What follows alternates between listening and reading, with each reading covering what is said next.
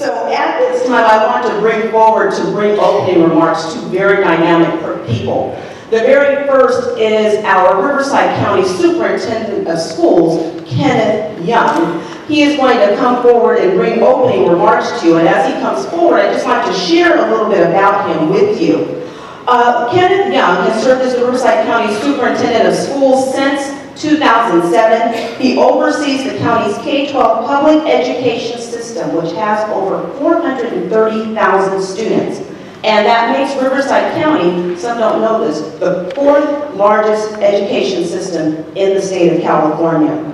He has worked in the field of public education for 19 years, and before that he worked in the private sector for 21 years. 14 of those he was the CEO of a private corporation. So he is very accomplished, as you can probably tell. His top priority is and always has been to ensure that every student in Riverside County graduates from high school well prepared for college and the workforce. And in doing so, he serves on a variety of regional and state committees.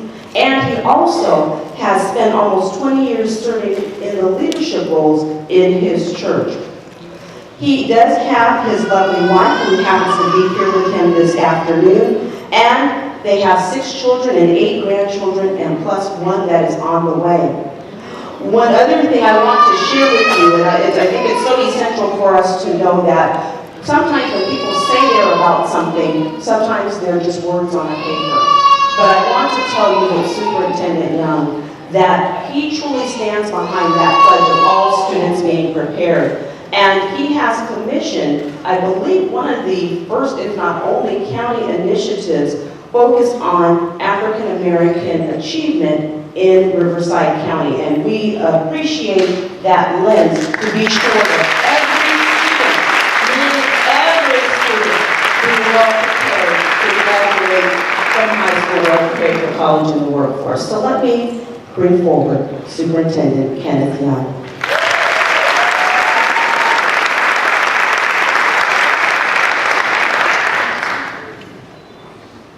Aaron, Monday nights and Tuesday nights, my wife and I have a favorite show on TV we watch. It's called The Voice. And, I'm usually gone Monday nights, and so I come in on Tuesday evenings, and she's recorded it, and I say, I want to watch Monday night first before we watch Tuesday night, and she says, no, you have to finish watching Tuesday, I'm going to go to sleep, and you can go back and rewind Monday.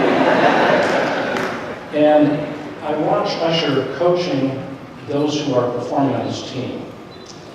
And you know, he tells them to make it real, make it believable. And your music tonight was so believable.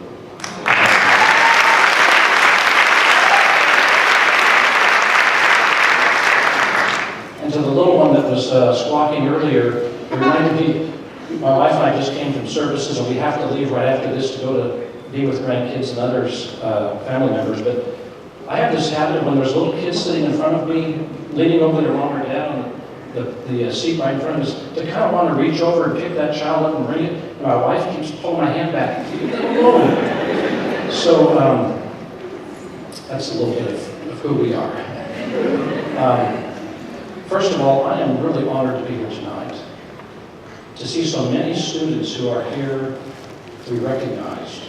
And I just want to talk to you, first of all, congratulate all of you. That's amazing. And I want to share with you some great things that are happening with our African American students across the county. And so since this is an Inland Empire event, for those of you who are on the other side of the valley, the San Bernardino side, I'm sure there's some success stories, as many of them across San Bernardino as we're having here at Riverside, but I don't have the data on those. But I'd just like to tell you a couple of things. How many of you students might be from Moreno Valley School District? A couple? Okay. So, how many of you are here from the Corona area? Oh, wow. Okay. So, Corona's African American students are performing at the highest levels of any school district in Riverside County.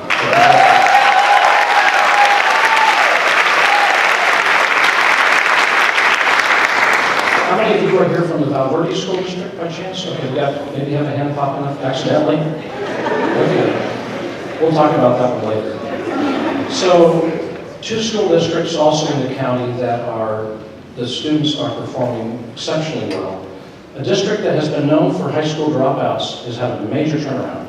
In the last 4 years, the Reno Valley Unified School District has increased their graduation rate by 15.5%.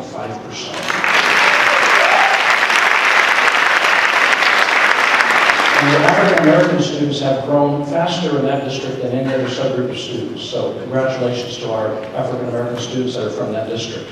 Congratulations. I was blown away looking at the information earlier today. I got an email from the education leader in the Valverde School District, and he was sharing with me the data. And our African American students in Valverde Unified School District are scoring about 5% higher than the statewide average for all graduates. So congratulations.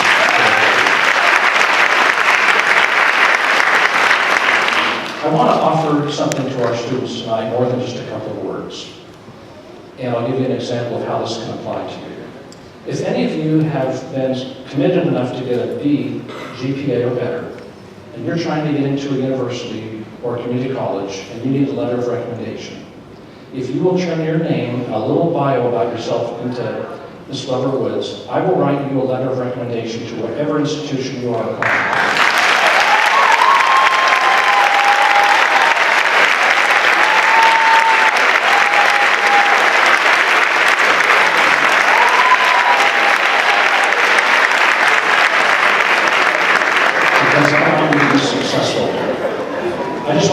Let me just close my remarks with telling you a little story about a young lady who I wrote a letter for a couple of years ago.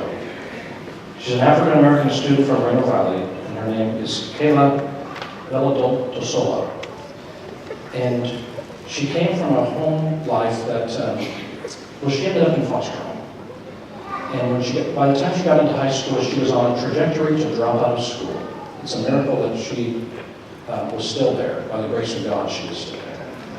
And in that school, she happened to come across a gentleman named Tom Stokes, who is the AVID director for that school. And he was very concerned about her, he saw the potential in her, and wanted her to be successful. And so by the time that she was a senior, she was in the top 10 in her class in high school. And Mr. Stokes made me aware of her situation and asked if I would write a letter on her behalf to the U.S. Air Force Academy, which is one of the premier educational institutions in the United States, as well as one of the premier leadership institutions.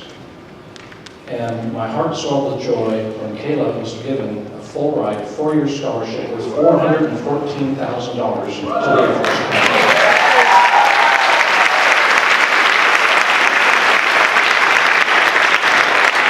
So when I tell you that if you need a letter, I'm more than happy to write it. I mean it. And you never know what can happen. I want to just close with these words.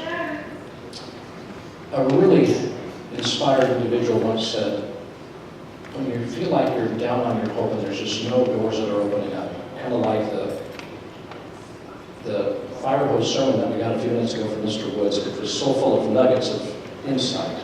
When you feel like you're in one of those situations, remember this. Pray like everything depends upon God, then go to work like everything depends upon you, and you will see miracles happen. Thank you.